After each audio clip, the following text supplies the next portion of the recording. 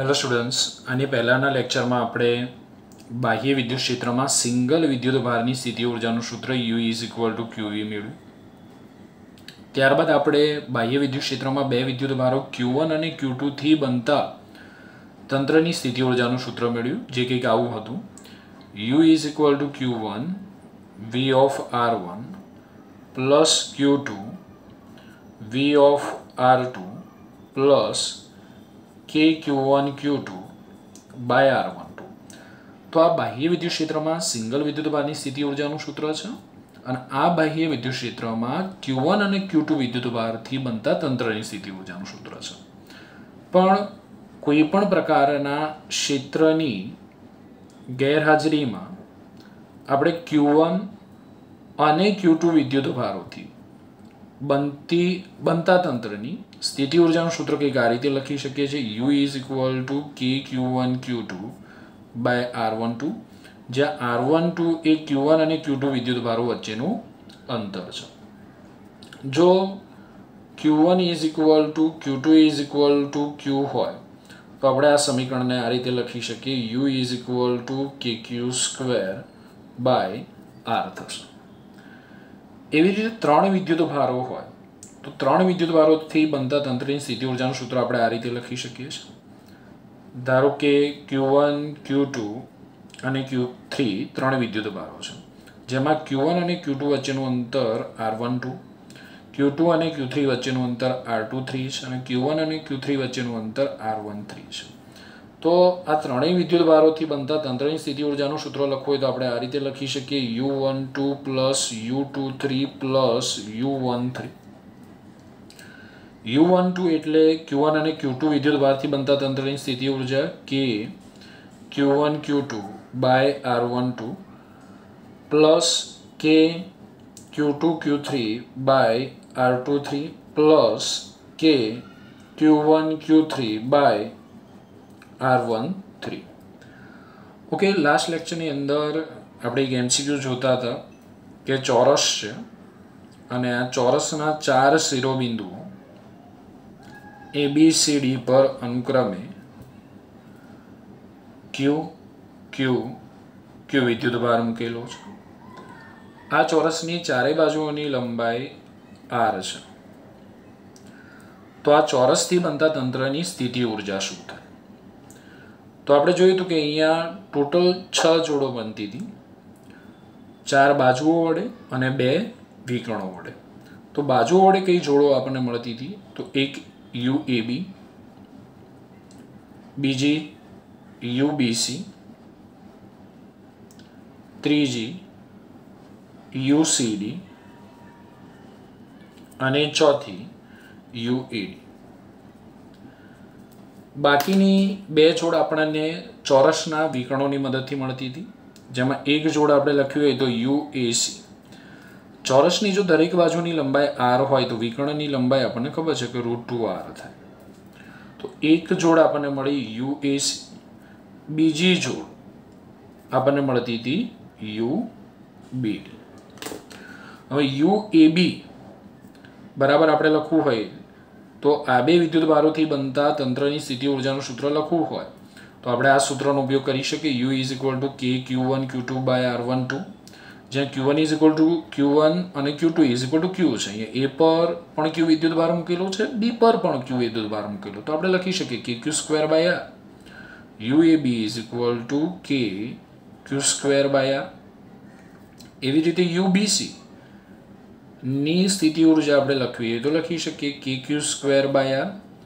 એ રીતે UCD ની સ્થિતિ ઊર્જા આપણે લખવી તો લખી શકીએ KQ² by R અને UAD પણ આપણે લખી શકીએ KQ² by R। પણ UAC બરાબર શું લખાય? તો A અને C પર તો સ્મોલ q વિદ્યુત ભાર જ છે, એટલે અંશમાં તો આવશે KQ², પણ આ બે વિદ્યુત ભારો વચ્ચેનું અંતર એટલે કે AC બરાબર અહીંયા કેટલા? તો AC બરાબર છે √2R, તો શું લખાય? તો KQ² by √2R plus UBD, B અને D પર પણ સ્મોલ q વિદ્યુત ભાર છે, માટે આપણે અંશમાં તો લખી શકીએ KQ² બટ BD બરાબર કેટલા થશે? તો વિકર્ણની લંબાઈ કેટલી થશે? √2r. માટે આપણે લખી શકીએ √2r. આ 6 પદની અંદર આપણે જોઈ શકીએ છીએ કે kq²/r, kq²/r, kq²/r, kq²/r, kq²/r છે. તો kq²/r ને આપણે કામ કરીએ, કોમન લઈ લઈએ, બહાર લઈ લઈએ kq²/r. તો પહેલા પદમાં વધશે 1, બીજા પદમાં પણ 1, ત્રીજા પદમાં 1, ચોથા પદની અંદર 1, પણ પાંચમા પદની અંદર આપણને મળશે 1/√2. છઠ્ઠા પદની અંદર પણ આપણને મળશે 1/√2. તો અહીંયા આપણે લખી શકીએ કે u = kq²/r 4 times 1, that means 4, plus 1/√2 plus 1/√2, that means 2/√2. Okay, તો ચોરસના ચારેય શિરોબિંદુઓ પર જો સમાન વિદ્યુતભાર મૂકેલો હોય તો ચોરસથી બનતા તંત્રની સ્થિતિ ઊર્જાનું સૂત્ર આપણને આ પ્રમાણે મળશે. એક હું એક્સરસાઇઝ તમને જાતે કરવા આપું છું. ધારો કે ષટ્કોણ છે આપણી જોડે, અને આ ષટ્કોણના દરેક શિરોબિંદુઓ ABC, D, E, F પર અનુક્રમે Q, Q, Q, Q, Q, Q વિદ્યુતભાર મૂકેલો છે, અને દરેક બાજુની લંબાઈ ધારો કે R છે. તો આ ષટ્કોણથી બનતા તંત્રની સ્થિતિ ઊર્જા તમારે મને શોધીને કહેવાની છે. ઓકે ફ્રેન્ડ્સ, આજના લેક્ચરમાં આપણે આગળ જઈએ. આજના લેક્ચરમાં આપણે વાત કરીશું સમાન વિદ્યુત ક્ષેત્રમાં વિદ્યુત ડાયપોલની સ્થિતિ ઊર્જાનું સૂત્ર, અથવા બાહ્ય વિદ્યુત ક્ષેત્રમાં વિદ્યુત ડાયપોલની સ્થિતિ ઊર્જાનું સૂત્ર. આ MP થિયરી છે, તૈયાર આપણે કરી નાખીશું. સમાન વિદ્યુત ક્ષેત્ર એટલે આપણને ખબર છે, સમાન વિદ્યુત ક્ષેત્રની અંદર વિદ્યુત ક્ષેત્ર રેખાઓ એકબીજાને સમાંતર અને એકબીજાથી સમાન અંતરે આવેલી હોય છે, આ રીતે કંઈક. તો આ વિદ્યુત ક્ષેત્રની અંદર આપણે એક વિદ્યુત ડાયપોલને મૂકેલ છે. આ વિદ્યુત ક્ષેત્રની અંદર આપણે એક વિદ્યુત ડાયપોલને મૂકેલો છે.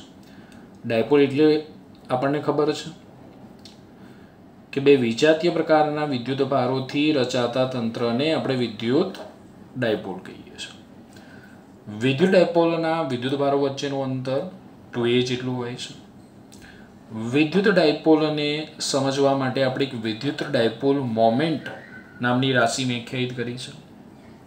વિદ્યુત ડાયપોલ મોમેન્ટને આપણે P સંકેત વડે દર્શાવીએ છીએ, અને વિદ્યુત ડાયપોલ મોમેન્ટ એટલે વિદ્યુત ડાયપોલના કોઈ એક વિદ્યુત ભાર અને તેમની વચ્ચેના અંતરના ગુણાકારને આપણે વિદ્યુત ડાયપોલ મોમેન્ટ કહીએ છીએ. વિદ્યુત ડાયપોલ મોમેન્ટ આપણને ખબર છે કે સદિશ રાશિ છે, જેની દિશા -q વિદ્યુતભારથી +q વિદ્યુતભારની દિશામાં હોય છે. તો અહીંયા વિદ્યુત ડાયપોલ મોમેન્ટનો સદિશ બતાવું છું. -q થી +q ની દિશામાં આ વિદ્યુત ડાયપોલ મોમેન્ટનો સદિશ છે, સદિશ P. ધારો કે ડાયપોલને વિદ્યુત ક્ષેત્રમાં એવી રીતે મૂકવામાં આવે છે કે જેથી ડાયપોલ વિદ્યુત ક્ષેત્ર A સાથે થીટા કોણ બનાવે છે. હવે આપણે ચેપ્ટર નંબર 1 ની અંદર ભણીને આવ્યા કે જો ડાયપોલને સમાન વિદ્યુત ક્ષેત્રમાં મૂકવામાં આવે તો ડાયપોલ પર લાગતું પરિણામી બળ 0 હોય છે, પરંતુ ડાયપોલ પર ટોર્ક લાગે છે. પહેલાં આપણે સમજી લઈએ કે કેમ પરિણામી બળ 0 હોય છે. તો આપણને ખબર છે કે કોઈ પણ વિદ્યુત ભારને વિદ્યુત ક્ષેત્રમાં મૂકવામાં આવે એટલે તેના પર બળ લાગે છે. તો +q વિદ્યુત ભાર પર કઈ દિશામાં બળ લાગે? તો +q વિદ્યુત ભાર પર વિદ્યુત ક્ષેત્રની દિશામાં બળ લાગે છે. બળનું સૂત્ર આપણે લખવું હોય તો લખી શકીએ F સદિશ +QE સદિશ. અને ઋણ વિદ્યુત ભાર પર વિદ્યુત ક્ષેત્રની વિરુદ્ધ દિશામાં બળ લાગે છે. આપણે સૂત્ર લખવું હોય તો લખી શકાય F સદિશ -QE સદિશ થશે. તો ડાયપોલને જો સમાન વિદ્યુત ક્ષેત્રમાં મૂકવામાં આવે તો ડાયપોલના -q વિદ્યુત ભાર અને +q વિદ્યુત ભાર પર લાગતા બળો સમાન મૂલ્યના અને પરસ્પર વિરુદ્ધ દિશામાં હોવાથી ડાયપોલ પર લાગતું પરિણામી બળ 0 હોય છે. અને આથી ડાયપોલ રેખીય સંતુલનમાં છે તેમ કહેવાય. રેખીય સંતુલનમાં એનો અર્થ એવો થાય કે ડાયપોલ પોતાની જગ્યાએથી આગળ કે પાછળ કોઈ દિશામાં ગતિ કરતી નથી. આગળ કે પાછળ એટલે આ રીતે, આ રીતે કોઈ દિશામાં ગતિ કરતી નથી. પરંતુ અહીંયા જોઈ શકાય છે કે આ બળોની કાર્યરેખા, આ બળની કાર્યરેખા આ થશે આ દિશામાં, આ બળની કાર્યરેખા આ દિશામાં થશે. આ બંને બળોની કાર્યરેખા જુદી જુદી હોવાથી ડાયપોલ પર ટોર્ક લાગે છે, જેને કારણે ડાયપોલ થીટા ઘટે તે રીતે સમઘડી દિશામાં ભ્રમણ કરે છે. સમજો અહીંયા,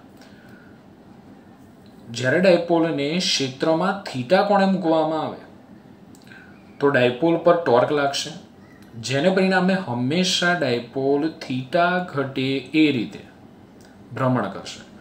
તો અહીંયા થીટા ઘટે એ રીતે એટલે આ દિશામાં ડાયપોલ ભ્રમણ કરશે અને આ દિશા એ ક્લોકવાઇઝ થશે. એટલે કે ડાયપોલ સમઘડી દિશામાં થીટા ઘટે એ રીતે ભ્રમણ કરે છે. તો ડાયપોલ પર લાગતા ટોર્કનું આપણે સૂત્ર લખવું હોય તો આ રીતે લખી શકીએ, ટાઉ સદિશ ઇઝ ઇક્વલ ટુ પી સદિશ ક્રોસ ઈ સદિશ. અહીંયા સદિશ ગુણાકાર હોવાથી આપણે મૂલ્ય લઈએ તો ટાઉ ઇઝ ઇક્વલ ટુ આપણે લખી શકીએ પી ઈ સાઇન થીટા. આપણે આ ડાયપોલમાં સંગ્રહિત સ્થિતિ ઉર્જાનું સૂત્ર મેળવવાનું છે. તો ડાયપોલમાં સંગ્રહિત સ્થિતિ ઉર્જા શોધવી છે. તો સ્થિતિ ઉર્જા તો આપણને એમનામ તો મળવાની નથી. સ્થિતિ ઉર્જા શોધવી હોય તો આપણે કંઈક કાર્ય કરવું પડે. હવે એ કાર્ય આપણે કઈ રીતે અહીંયા કરીશું એ અહીંયા સમજીએ. ધારો કે આપણે ડાયપોલને આ સ્થિતિમાંથી આ સ્થિતિમાં લઈ જવી છે, તો આ માટે આપણે કાર્ય કરવું પડશે. કેવી રીતે કાર્ય કરવું પડશે સમજો. તો ડાયપોલ પર અહીંયા સમઘડી દિશામાં ટોર્ક લાગે છે. જો ડાયપોલને આપણે આ સ્થિતિમાંથી આ સ્થિતિમાં લઈ જવી હોય તો ડાયપોલ પર લાગતા ટોર્કની વિરુદ્ધ દિશામાં આપણે તેટલા જ મૂલ્યનું બાહ્ય ટોર્ક લગાડવું પડે. તમને પ્રશ્ન થાય કે સાહેબ કેમ તેટલા જ મૂલ્યનું આપણે બાહ્ય ટોર્ક લગાડીશું? તો અહીંયા આ મુદ્દો ક્લિયર કરી લેજો જરા કે ડાયપોલ પર લાગતું ટોર્ક ટાઉ અને ડાયપોલ પર આપણે લગાડેલું બાહ્ય ટોર્ક ટાઉ એક્સટર્નલ લગભગ સમાન હશે. કારણ કે આપણે ડાયપોલને આ સ્થિતિમાંથી આ સ્થિતિમાં પ્રવેગ રહિત ગતિ કરાવીને લઈ જવી છે. તો પ્રવેગ રહિત ગતિ કરાવીને લઈ જવી હોય તો ડાયપોલ પર લાગતું ટોર્ક શૂન્ય થવું જોઈએ. તો ડાયપોલ પર લાગતું ટોર્ક શૂન્ય ક્યારે થશે? જ્યારે ડાયપોલ પર લાગતું ટોર્ક અને આપણે લગાડેલું બાહ્ય ટોર્ક બંને સમાન મૂલ્યના હશે તો જ ડાયપોલ પર લાગતું પરિણામી ટોર્ક શૂન્ય થશે. એટલે આપણે ડાયપોલને આ સ્થિતિમાંથી આ સ્થિતિમાં પ્રવેગ રહિત ગતિ કરાવીને એકદમ ધીમે ધીમે લઈ જવી છે. ધારો કે આ સ્થિતિમાં ડાયપોલ વિદ્યુત ક્ષેત્ર સાથે થીટા પ્લસ ડી થીટા જેટલો કોણ બનાવે છે. આ સ્થિતિમાં ડાયપોલ વિદ્યુત ક્ષેત્ર સાથે થીટા પ્લસ ડી થીટા જેટલો કોણ બનાવે છે. એટલે કે આપણે ડાયપોલને ડી થીટા જેટલું ભ્રમણ કરાવ્યું છે. જો ડાયપોલને ડી થીટા જેટલું સૂક્ષ્મ ભ્રમણ કરાવવું હોય તો કરવા પડતા કાર્યનું સૂત્ર આપણે આ રીતે લખી શકીએ, dw is equal two tau સદિશ ટાઉ એક્સટર્નલ આપણે કહી શકીએ ઇન્ટુ ડી થીટા સદિશ. તમને પ્રશ્ન થાય કે આ સૂત્ર સાહેબ ક્યાંથી આવ્યું? સમજો, ધોરણ 11ની અંદર આપણે ભણીને આવ્યા.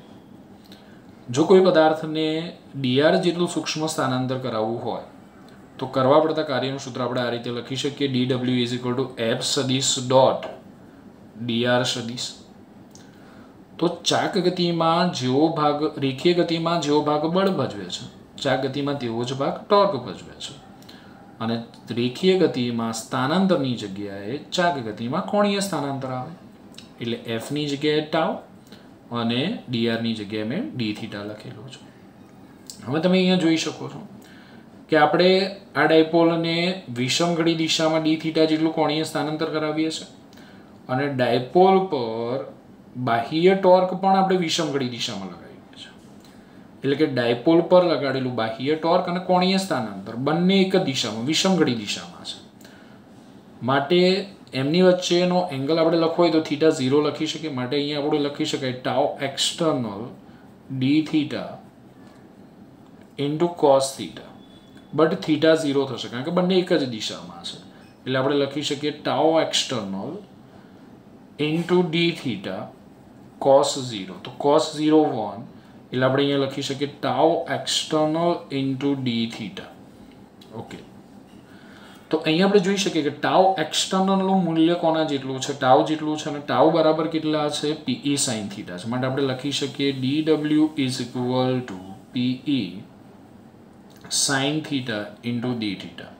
તો આ સૂત્ર આપણને મળ્યું કે ડાયપોલને જો વિદ્યુત ક્ષેત્રમાં ડી થીટા જેટલું સૂક્ષ્મ પરિભ્રમણ કરાવવામાં આવે તો કરવું પડતું કાર્ય DW is equal two PE sign theta d theta જેટલું થાય. પણ આપણને પ્રશ્ન થાય કે આપણે ડાયપોલને થીટા 1 કોણેથી થીટા 2 કોણે લઈ જવી હોય, થીટા 2 કોણે લઈ જવી હોય તો કેટલું કાર્ય કરવું પડે? ઓકે, તો આપણે સૂત્ર આ રીતે લખી શકીએ કે જો ડાયપોલને થીટા 1 કોણેથી થીટા 2 કોણે લઈ જવી હોય તો કરવું પડતું કાર્ય W is equal to integration theta 1 to theta 2 DW. Okay, integration theta 1 to theta 2 DW ની કિંમત મૂકીએ PE sine theta d theta. PE ને બહાર લઈ લઈએ, અચળ છે. તો PE integration theta 1 to theta 2 sine theta d theta. હવે તમને સાઇન થીટાનું સંકલન ખબર હોવી જોઈએ.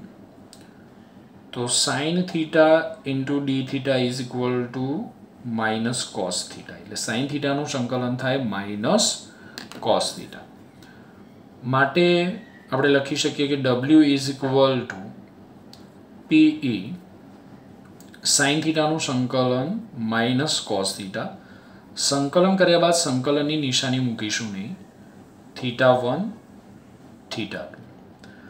હવે આપણે થીટાની જગ્યાએ એકવાર અપર લિમિટ અને એકવાર લોઅર લિમિટ મૂકીશું. તો લિમિટ મૂકીએ તો આપણને આ રીતે મળશે W is equal to PE થીટાની જગ્યાએ થીટા 2 તો minus cos theta 2. Minus already અહીંયા છે, માઇનસ નિશાની આપણે મૂકવાની છે એટલે માઇનસ માઇનસ પ્લસ થીટાની જગ્યામાં થીટા 1 એટલે કોસ થીટા 1 થાય. તો આ સૂત્રને આ રીતે પણ લખી શકું કે W is equal to PE plus વાળું પદ પહેલાં લખું તો cos theta 1 minus cos theta 2. આમાં ખબર ના પડી હોય તો જરા સમજી લો, અહીંથી સમજો કે W ઇઝ ઇક્વલ ટુ આપણી જોડે હતું PE minus cos theta theta 1 થી થીટા 2. ના ખબર પડી હોય તો માઇનસને બહાર લઈ લો. ચલો માઇનસ 12. હવે શું રહ્યું? કોસ થીટા થીટા 1 થી થીટા 2 થીટા 1 થી થીટા 2. તો માઇનસ PE પહેલાં થીટાની જગ્યાએ થીટા 2 તો કોસ થીટા 2 નેગેટિવ સાઇન. મેં તમને યાદ રાખવાનું કીધું છે ઉપલી માઇનસ નીચલી. હવે થીટાની જગ્યાએ થીટા 1 કોસ થીટા 1. એ કામ કરો, નેગેટિવ સાઇનની અંદર ગુણી નાખો તો PE આપણને મળશે minus cos theta 2 plus cos theta 1. Okay, તો પહેલાં આપણે પોઝિટિવ સાઇનવાળું પદ લખીએ તો W is equal to PE cos theta 1 minus cos theta 2. આ કાર્ય જે છે એ કાર્ય ડાયપોલની અંદર સ્થિતિ ઉર્જાના ફેરફાર સ્વરૂપે સંગ્રહ પામે છે. સમજો ખાસ, આજે આપણે કાર્યનું સૂત્ર મેળવ્યું. એ કાર્ય ડાયપોલની અંદર સ્થિતિ ઉર્જાના ફેરફાર સ્વરૂપે સંગ્રહ પામે છે. તો આપણે આવું લખી શકીએ કે W is equal to delta U is equal to PE cos theta 1 minus cos theta 2. Okay, તો સમાન વિદ્યુત ક્ષેત્રમાં આપણે ડાયપોલને θ1 કોણેથી θ2 કોણે લઈ જવા માટે કરવું પડતું કાર્ય આપણે W = PE cos theta 1 minus cos theta 2 સૂત્રની મદદથી શોધી શકાય. તેવી જ રીતે ડાયપોલને સમાન વિદ્યુત ક્ષેત્રમાં ડાયપોલને θ1 કોણેથી θ2 કોણે લઈ જવા માટે જ્યારે ડાયપોલને θ1 કોણેથી θ2 કોણે લઈ જવામાં આવે ત્યારે સ્થિતિ ઊર્જામાં થતો ફેરફાર પણ આપણે આ સૂત્રની મદદથી શોધી શકાય. ડેલ્ટા U = PE કૌંસની અંદર cos theta 1 minus cos theta 2. ચલો અહીંયા સુધી ક્લિયર છે, કોઈ ડાઉટ નથી ને? પહેલાં આપણે ડાયપોલને dθ જેટલું સૂક્ષ્મ ભ્રમણ કરાવવા માટે કરવું પડતું કાર્ય શોધ્યું. ત્યારબાદ જો ડાયપોલને વિદ્યુત ક્ષેત્રમાં θ1 કોણેથી θ2 કોણે લઈ જવું હોય તો કેટલું કાર્ય કરવું પડે એનું સૂત્ર મેળવ્યું અને આ જે કાર્ય છે ડાયપોલની અંદર સ્થિતિ ઊર્જાના ફેરફાર સ્વરૂપે સંગ્રહ પામે છે. હવે આપણને પ્રશ્ન થાય કે જો ડાયપોલ વિદ્યુત ક્ષેત્રમાં થીટા કોણે હોય, જો ડાયપોલ વિદ્યુત ક્ષેત્રમાં થીટા કોણે હોય તો ડાયપોલમાં સંગ્રહિત ઊર્જા કેટલી થાય? સમજો, જો વિદ્યુત ક્ષેત્રમાં ડાયપોલ થીટા કોણે હોય તો ડાયપોલની સ્થિતિ ઊર્જાનું સૂત્ર શું થાય? તો આપણે એક આકૃતિ દ્વારા સમજીએ. આપણે સમાન વિદ્યુત ક્ષેત્ર લઈ લઈએ આ રીતે. એમાં ધારો કે ડાયપોલની પ્રારંભિક સ્થિતિ કંઈક આવી છે. આ ડાયપોલનો ઋણ વિદ્યુત ભાગ, આ પ્લસ ક્યુ વિદ્યુત ભાગ. ડાયપોલ મોમેન્ટ એની દિશા હું બતાવું તો માઇનસ ક્યુથી પ્લસ ક્યુ, એટલે આ દિશામાં મળશે. વિદ્યુત ક્ષેત્ર આ દિશામાં છે એટલે એંગલ 90 થયો. સમજો, બહુ જ અગત્યની વસ્તુ છે. હવે ડેલ્ટા યુની જગ્યાએ આપણે લખવું હોય તો લખી શકાય. હું આ સૂત્રનો ઉપયોગ કરું તો ડેલ્ટા યુની જગ્યાએ લખવું હોય તો આપણે લખી શકાય U2 minus U1 is equal to PE cos theta 1 minus cos theta 2. હવે જ્યારે એંગલ થીટા 1 હશે ત્યારે સ્થિતિ ઊર્જા U1 હશે અને એંગલ થીટા 2 હશે ત્યારે સ્થિતિ ઊર્જા U2 હશે. તો પ્રારંભમાં ધારો કે ડાયપોલને એવી રીતે મૂકવામાં આવે છે જેથી ડાયપોલ વિદ્યુત ક્ષેત્ર સાથે 90 ડિગ્રીનો કોણ બનાવે છે. એટલે આપણે અહીંયા લખી શકીએ કે જો પ્રારંભમાં ડાયપોલ વિદ્યુત ક્ષેત્રને લંબરૂપે હોય તો θ1 is equal to 90. ઓકે, તો θ1 is equal to 90 તો તમે અહીંયા જોઈ શકો તો U1 is equal to આપણને એનર્જી મળશે PE cos θ1 અને U2 is equal to આપણને એનર્જી મળશે minus PE cos θ2. તો અહીંયા θ1 90 લો, θ2 એમના એમ જ રાખું છું તો જોઈએ શું થશે. તો U2 minus U1 is equal to PE, હું આને અલગ પાડી દઉં, PE cos 90 minus PE cos θ2. Okay, તો અહીંયા આપણે જોયું કે જ્યારે એંગલ θ1 હતો ત્યાં સ્થિતિ ઊર્જા U1 હતી. તો અહીંયા એંગલ 90 cos 90 0, તો પછી આપણને θ1 કોણે જે સ્થિતિ ઊર્જા છે એ સ્થિતિ ઊર્જા 0 મળશે. તો θ2 કોણે આપણે સ્થિતિ ઊર્જા લખવી હોય તો U θ2 is equal to હું અહીંયા લખી શકું minus PE cos θ2. વ્યાપક રીતે કોઈ પણ થીટા કોણ માટે આ સમીકરણને આપણે લખવું હોય, વ્યાપક રીતે કોઈ પણ થીટા કોણ માટે આ સમીકરણ લખવું હોય તો U of theta is equal to આપણે લખી શકીએ minus PE cos theta. સમજો, કોઈ પણ થીટા એંગલ માટે આપણે આ સમીકરણને લખવું હોય તો આપણે લખી શકીએ minus PE cos theta. તો સમાન વિદ્યુત ક્ષેત્રમાં ડાયપોલને થીટા કોણે મૂકવામાં આવે તો ડાયપોલમાં સંગ્રહિત સ્થિતિ ઊર્જાનું સૂત્ર થાય U is equal to minus PE cos theta. cos theta છે એટલે બે સદિશ રાશિનો અદિશ ગુણાકાર આવશે કારણ કે વિદ્યુત ડાયપોલ મોમેન્ટ સદિશ રાશિ, વિદ્યુત ક્ષેત્ર એ સદિશ રાશિ, માટે આપણે અહીંયા લખી શકીએ U of theta is equal to minus P સદિશ ડોટ E સદિશ થશે. અને બે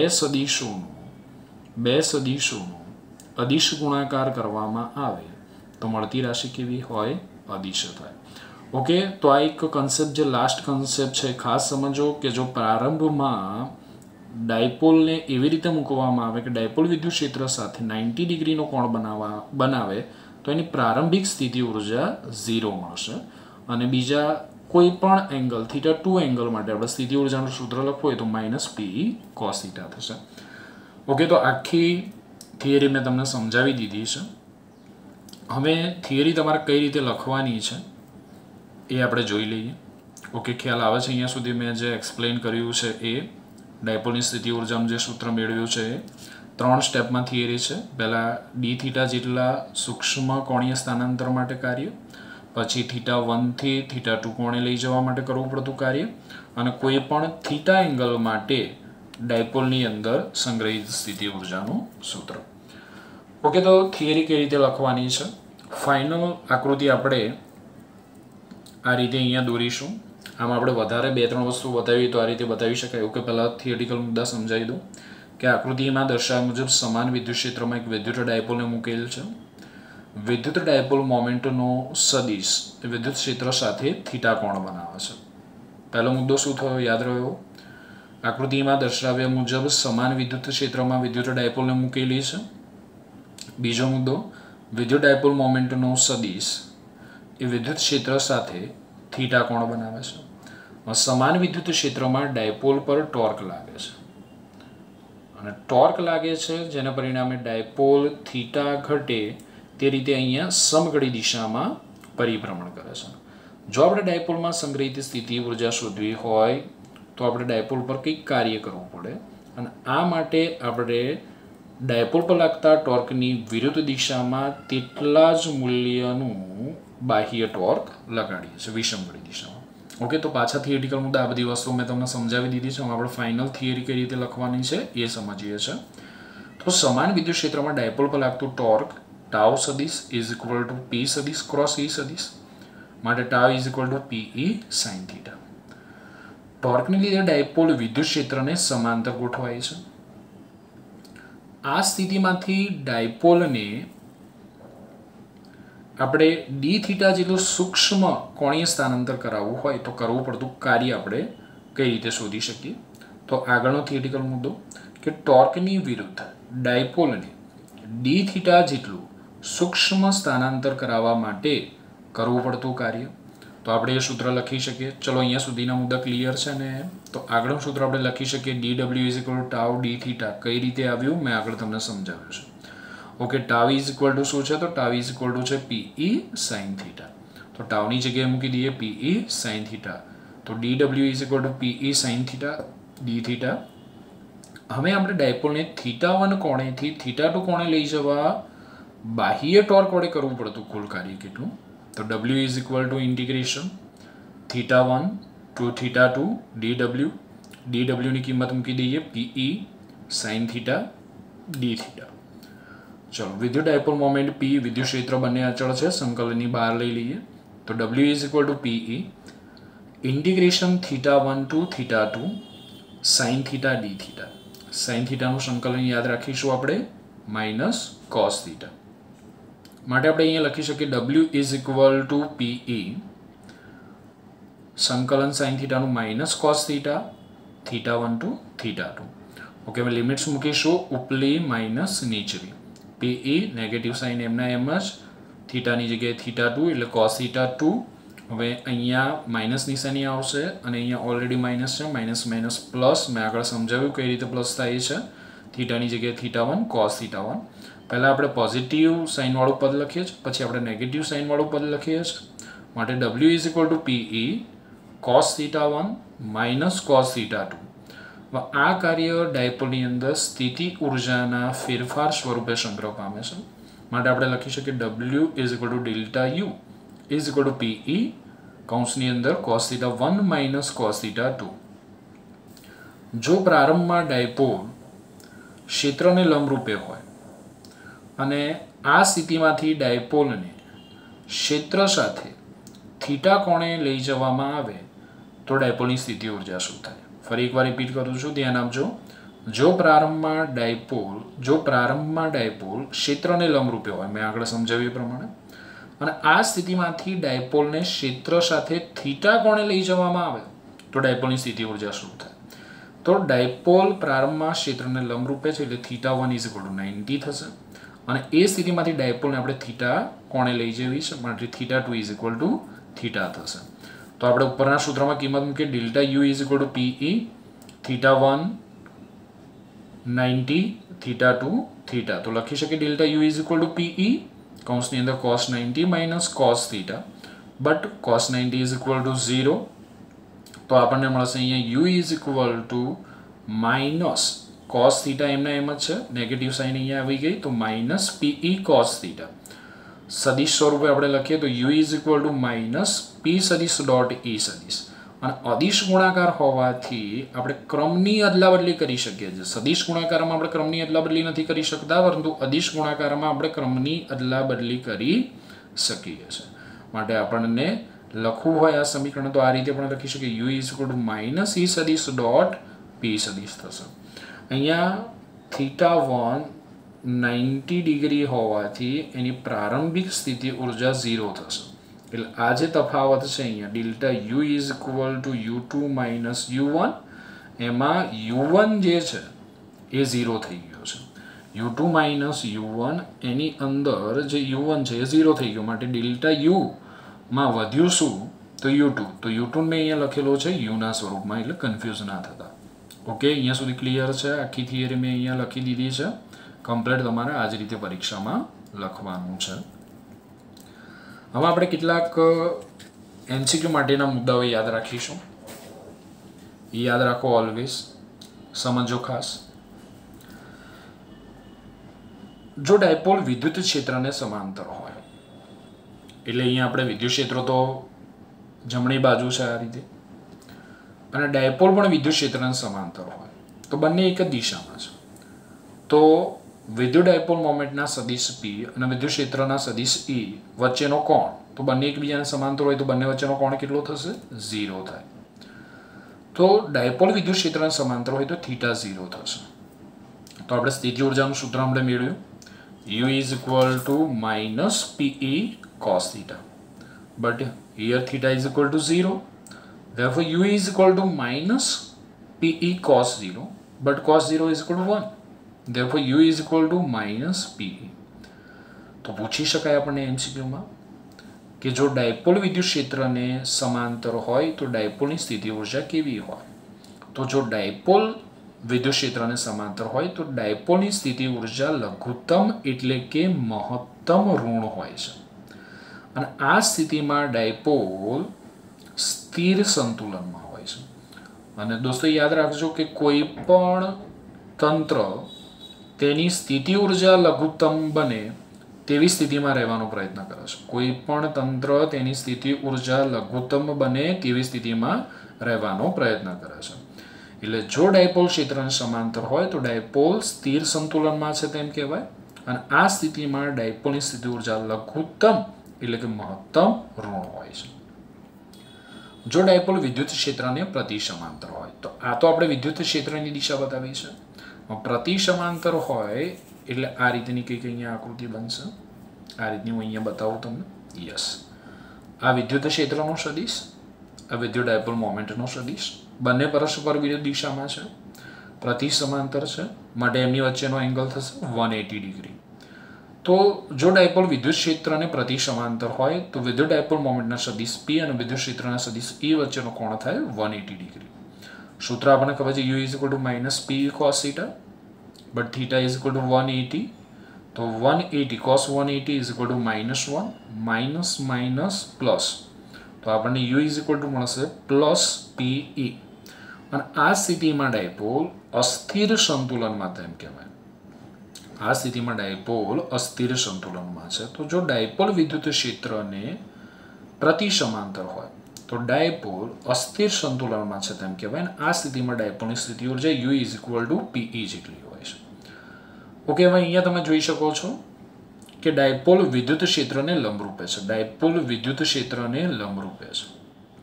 તો આ સ્થિતિમાં વિદ્યુત ડાયપોલ મોમેન્ટના સદિશ P અને વિદ્યુત ક્ષેત્ર E વચ્ચેનો કોણ 90 ડિગ્રી થશે. સૂત્ર U is equal to minus PE cos theta, but here theta is equal to 90. Therefore U is equal to minus PE cos 90, but cos 90 is equal to 0. Therefore U is equal to 0. તો આ સ્થિતિમાં dipole પર જે torque લાગશે એ maximum થશે અને પરિણામે dipole પરિભ્રમણ કરીને ક્ષેત્રની દિશામાં ગોઠવાશે. તો અહીંયા આપણે કોઈ કાર્ય નહીં કરવું પડે એટલે ડાયપોલ આપોઆપ ક્ષેત્રને સમાંતર દિશામાં ગોઠવાઈ જશે. એટલે સમાંતર દિશામાં ગોઠવાશે એટલે જો સમજવા એ કન્સેપ્ટ બહુ સરસ છે. અહીંયા હોય આ સ્થિતિમાં હોય તો ડાયપોલની સ્થિતિ ઉર્જા કેવી છે? શૂન્ય છે. અને આ સ્થિતિમાં ડાયપોલ પર શું લાગે? ટોર્ક. ડાયપોલ પર લાગતું ટોર્ક મેક્સિમમ હોય ભાઈ. સૂત્ર ખબર છે ને? ડાયપોલ પર જો ટાઉ મેક્સ થશે PE sin 90 એટલે આપણને ટોર્ક મેક્સિમમ મળશે. સમજો આ સ્થિતિમાં હોય એટલે ડાયપોલ પર લાગતું ટોર્ક મહત્તમ હોય એટલે આપોઆપ ડાયપોલ ગતિ કરીને આ સ્થિતિમાં આવી જશે. એટલે આપણે કંઈ કાર્ય કરવું જ નહીં પડે. એટલે જે સ્થિતિ ઉર્જા હશે એટલે ડાયપોલ આ સ્થિતિમાંથી સમજો આ સ્થિતિમાં આવી આ સ્થિતિમાંથી આ સ્થિતિમાં આવી એટલે આ સ્થિતિમાં આવતી વખતે ડાયપોલ સ્થિતિ ઉર્જા પોતાનામાં સંગ્રહિત જે ઉર્જા છે એ ઉર્જા મુક્ત કરે છે. ઉર્જા તો કેટલી છે? 0. અને એમાંય એ પોતાની ઉર્જા મુક્ત કરે છે એટલે એની ઉર્જા કેવી થઈ જાય છે? ઋણ થઈ જાય છે. સમજો શું કહું છું કે ક્ષેત્રને લંબરૂપે હોય તો એની ઉર્જા 0 છે. એ સ્થિતિમાંથી આ સ્થિતિમાં આવે એ દરમિયાન એ પોતાનામાં જે ઉર્જા છે એ ઉર્જાને મુક્ત કરે છે એટલે 0 છે ને એમાંથી ઉર્જા ઘટે એટલે આપણને ઉર્જા અહીંયા કેવી મળે છે? ઋણ મળે છે. ઓકે, તો આ 3 કન્સેપ્ટ ખાસ ક્લિયર કરજો. જો U is equal to 0 હોય તો આ સ્થિતિમાં ડાયપોલની સ્થિતિ ઉર્જા શૂન્ય હોય છે. ઓકે, થિયરીમાં ખબર ના પડી હોય તો તમે મેસેજ કરીને મને જાણ કરી શકો છો. IMP થિયરી છે, દરેક વિદ્યાર્થીઓએ ખાસ 2 વાર લખીને તૈયાર કરી દેવાની છે. પહેલાં તૈયાર કરવાની છે અને પછી મોડેલ લખવાની છે. આજના લેક્ચરની અંદર હું તમને કેટલાક JEE અને AIEEE ની અંદર પૂછાયેલા કેટલાક MCQ આપું છું. કેટલાક વિદ્યાર્થીઓ બહુ જ સરસ કામ કરે છે. જેવો લેક્ચર જોવે તરત જ MCQની ગણતરી કરી જે MCQ ના આવડે તરત જ મને વોટ્સઅપની અંદર મેસેજ કરે કે સાહેબ આવડ્યો નથી, આમ પ્લીઝ સોલ્યુશન મોકલો. કેટલાક વિદ્યાર્થીઓ કામ નથી કરતા તો હું દરેક લેક્ચરની અંદર તમને કહું છું કે 50 માર્ક્સના MCQ આવવાના છે એટલે આપણે MCQ સોલ્વ કરવા જ પડશે. બીજો કોઈ રસ્તો આપણી જોડે છે નહીં. ઓકે, તો નોટ અને પેન લઈને તૈયાર થઈ જાઓ. પહેલો MCQ, 20 કુલમ વિદ્યુતભારને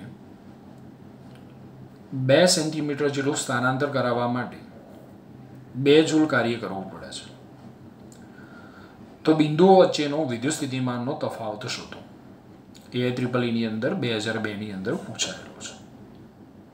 બીજો ક્વેશ્ચન, R ત્રિજ્યાની પાતળી ગોળાકાર કવચ પરનો વિદ્યુતભાર Q છે.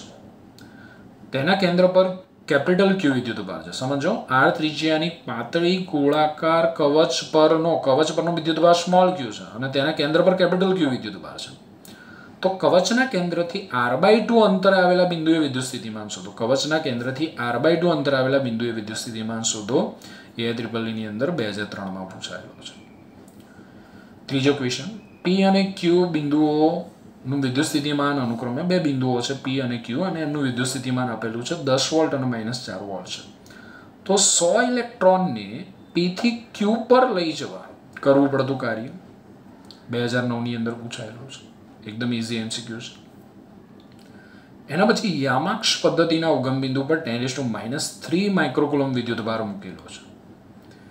2 બિંદુઓ A અને B ના યામ અનુક્રમે √2, અને 2,0 છે. યામાક્ષ પદ્ધતિના ઉગમ બિંદુ પર 10⁻³ માઇક્રોકુલમ વિદ્યુતભાર મૂકેલો છે.